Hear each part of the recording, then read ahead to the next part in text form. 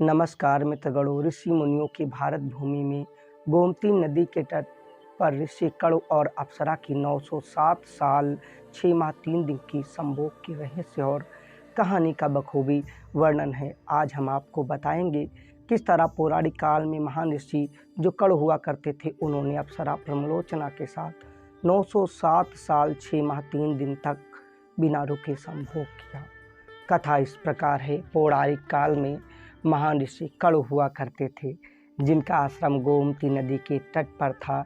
एक बार की बात है, ऋषि कणु ने घोर तपस्या शुरू कर दी। वो तपस्या में इतने लीन रहने लगे कि उन्हें भूख प्यास किसी भी चीज़ का आभास नहीं रह जाता। इस तरह कठोर तपस्या से देवराज इंद्र हमेशा की तरह घबरा गए, कहीं उनकी सत्ता के लिए ये तपस्या खतरा न बन जाए। उन्हें डर सताते ही उन्होंने कणु ऋषि की तपस्या भंग करने के लिए परिणाम स्वरूप देवलोक की अप्सराओं को बुलाया और ऋषि कणु की तपस्या भंग करने के लिए उन्होंने एक बेहद ही कामुक सुंदरी परमलोचना नामक अप्सरा को पृथ्वी पर भेजने का निश्चय किया। एक संध्या नृत्य के बाद इंद्र ने परमलोचना को अपने पास बुलाया और फिर उसे सारी योजना विधिवत बताई। बिना कोई प्रश्न किए अप्सरा प्रमलोचना इंद्र की योजना के मुताबिक सभा से सीधे पृथ्वी लोक के लिए प्रस्थान की और नीचे ऋषि कणु की तपस्या स्थली पहुंच गई। फिर क्या था, प्रमलोचना ने अपनी शरारतों से ऋषि कणु का ध्यान तोड़कर अपनी ओर आकर्षित किया, जिसके बाद जैसे ही नज़र प्रमलोचना पर ऋषि कणु की पड़ी, उनकी रूप और सौंदर्य को देखकर वो खो गए, यानी मोहित हो गए। उसे अपने साथ लेकर मंदराचल पर्वत की गुफाओं में ऋषि कणु चले गए। उनको किसी चीज़ का आभास न रहा। इसके बाद ऋषि कणु प्रमलोचना के सौंदर्य में इतना खो गए कि वो 100 से अधिक वर्षों तक बिना रुके भोग विलास यानी संभोग करते रहे। 100 वर्ष बाद एक दिन अप्सरा प्रमलोचना ने ऋषि कणु से कहा, हे ऋषि, अब मैं सर्वलोक जाना चाहती हूँ, इसलिए आप मुझे राजी खुशी विदा कीजिए। अप्सरा के मुख से जाने की बात सुनकर ऋषि उदास हो गए और उन्होंने कहा, हे देवी, अभी थोड़े ही दिन हुए हैं, यानी थोड़ा समय, अभी थोड़ी और रुक जाती तो अच्छा होता। ऋषि को उदास देखकर उनकी श्राप के डर से अप्सरा फिर पृथ्वीलोक पर रुकने को मान गई। फिर ऋषि कणु ने अगले 100 सालों तक उसी गुफा में अप्सरा के साथ भोग विलास यानी संभोग किया। फिर 100 वर्षों के बाद एक दिन ऋषि से परमलोचना ने कहा, हे मुनि, मुझे स्वर्ग पृथ्वीलोक से स्वर्ग पर आए हुए काफ़ी समय हो गया है, अब आप मुझे स्वर्गलोक जाने की आज्ञा दें। ऋषि कणु उनकी बात सुनकर फिर व्यथित हो गए, बोले, हे देवी, अभी कुछ समय और रुक जाओ, फिर चले जाना। ऋषि इस तरह कई 100 वर्ष बीत गए। जब भी अप्सरा और प्रमलोचना स्वर्ग जाने की ऋषि से बात करती तो वो इसी तरह मना लेती, और अप्सरा प्रमलोचना भी ऋषि के श्राप से डरती थी कि कहीं क्रोध में आकर ऋषि कणु उसे श्राप न दे दें। उधर महर्षि के काम वासना में लिप्त होने के प्रति अप्सरा का प्रेम नित्य दिन बढ़ता ही जा रहा था। अप्सरा पूजा पाठ का त्याग कर दिन रात ऋषि कणु के भोग विलास में डूबे रहने का आनंद लेती। एक दिन की बात है, ऋषि कणु बड़ी तेजी से अपनी कुटिया से निकले जा रहे थे। तभी अप्सरा प्रमलोचना उनके पास आई और पूछने लगी, हे मुनि, आप कहाँ जा रहे हैं? तब ऋषि कणु ने कहा, हे वृद्धि, दिन अस्त हो चुका है, अतः मैं संध्या उपासना करने जा रहा हूँ। अगर ऐसा नहीं किया तो मेरा धर्म नष्ट हो जाएगा।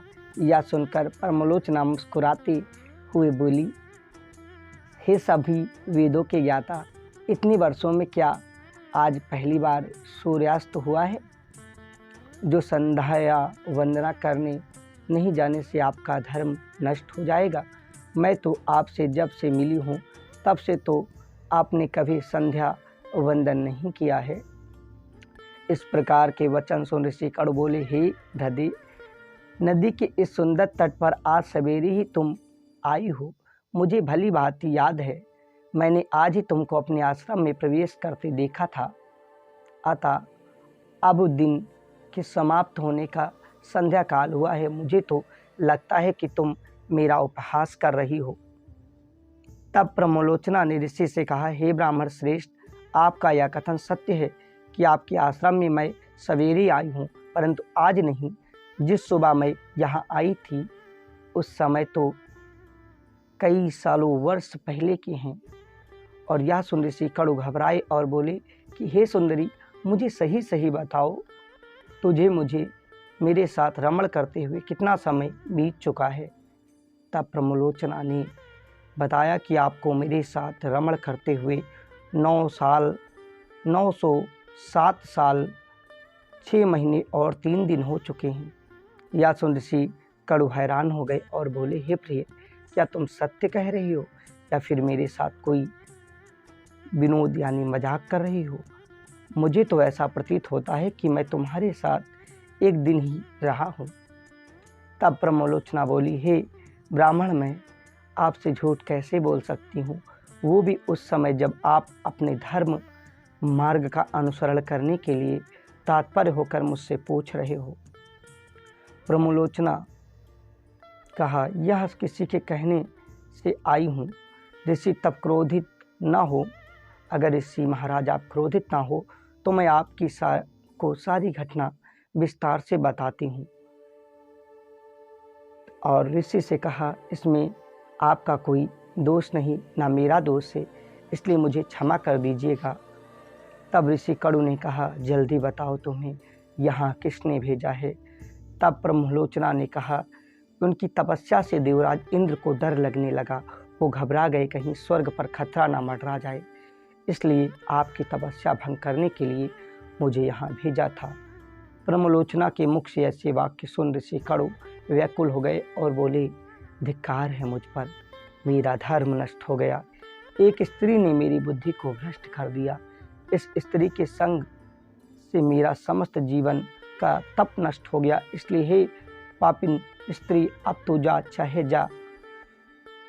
जहाँ जा सकती है, क्योंकि तुझे इंद्र ने जिस काम के लिए भेजा था वह तू संपन्न कर चुकी। मुझे मेरा ताप नष्ट कर बड़ा अपराध हो रहा है। अब तूने मेरा पाप ही ताप नष्ट कर दिया और पापी बना दिया। ऋषि को इस तरह क्रोधित देख प्रमलोचना ने भय से कांपते हुए उनसे पूछा, हे महाराज, मेरा कोई कसूर नहीं है। इसी बीच उनका पूरा शरीर पसीने से भीग गया, रोम रोम खड़े हो गए। उस समय ऋषि ने जो गर्भ प्रमलोचना में स्थापित किया था वह भी अप्सरा के रोम छिद्रों से निकलकर पसीने के रूप में शरीर से बाहर आ गया। प्रमलोचना के पसीने से वायु ने उस गर्भ को इकट्ठा किया और वृक्षों ने उसे ग्रहण किया। सूर्य की किरणों से पोषित होकर वह धीरे धीरे बढ़ने लगा। फिर समय पूरा होने पर उस विभ्रग से मिरिसा नामक कन्या उत्पन्न हुई, जो ऋषि कड़ु, सूर्यदेव तथा वायुदेव की पुत्री कहलाई। ये था महर्षि कड़ु के अप्सरा प्रमलोचना के साथ 907 साल 6 माह 3 दिन का संभोग यानी रति क्रिया। इस रहस्य और भक्तिमय कहानी में आपका तहे दिल से स्वागत है। अगर आपने इसे सुन चुके हैं तो आप इसे लाइक, शेयर, सब्सक्राइब कर हमारा मनोबल बढ़ाने का कष्ट करें। इसमें कोई भी अश्लीलता नहीं है, हर अश्लीलता को छान कर निकाल दिया गया है, इसलिए आप इसे बखूबी शेयर कर सकते हैं। जय हिंद, जय भारत माता की।